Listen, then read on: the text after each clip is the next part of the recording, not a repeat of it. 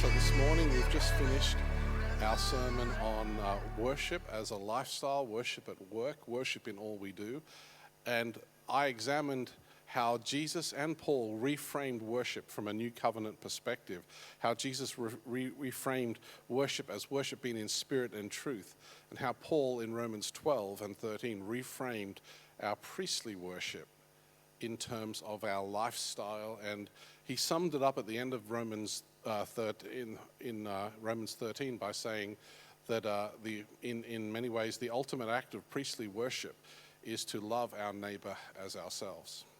So this week, as we reflect on worship as a lifestyle and the discipline of worship, I want to encourage you with a few things. Just remembering that I finished the sermon by saying that worship creates a sanctuary, and that was my understanding of Song of Songs 1:8, is that worship actually facilitates the creation of sanctuary in and around us. And so it's an encouragement for us to look this week, to examine our lives, to look for opportunities. It's not so much about the shoulds, it's not about what you should be doing, but it's about the potential and the opportunity to steward worship, to activate worship in our lives by following what Paul outlines in Romans 12 and 13. But specifically for this week, I want to encourage you with 4 steps. The first step is to reflect.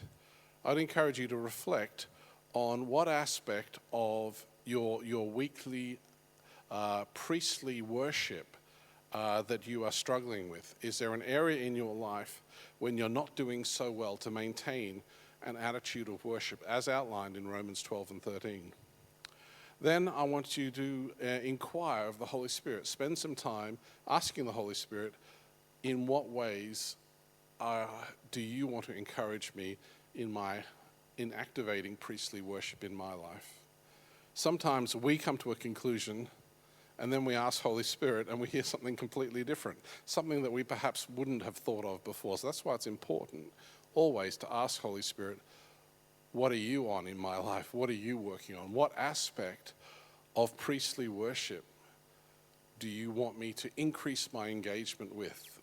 Remember, we said this is a discipline of engagement. So Holy Spirit, what aspect of worship do I need to increase my engagement with? And then step 3 is something we don't talk about a lot, but I want to encourage you to find someone to share these thoughts with. Almost like finding someone to confess to.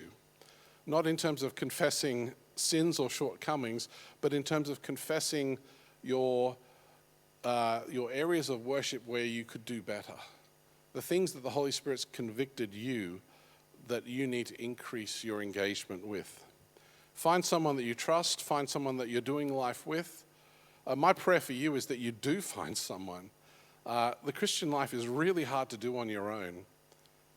For myself, I'm utterly reliant on people around me, friends and family who can speak into my life and that I can share my weaknesses with as well. Because I need their encouragement, I need their prayer support, and I need to be checked up on.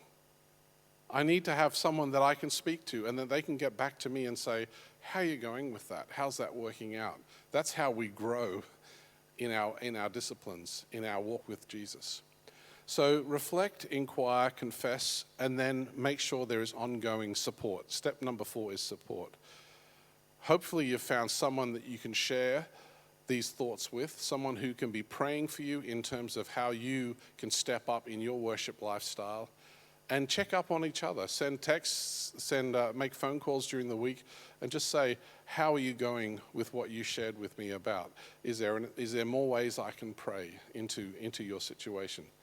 Because it is something that I believe the Holy Spirit wants us to grow into.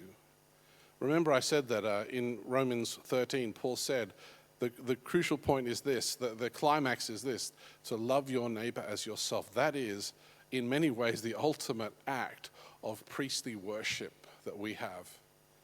And I want to encourage you with those words that you will be able to grow, that you'll be able to nurture your worship life in such a way And remember that we need each other to do that. So my prayer for you this week is that you find someone that you can start sharing with, someone that you can do life with, someone that can encourage you and support you along the way. Thanks for listening.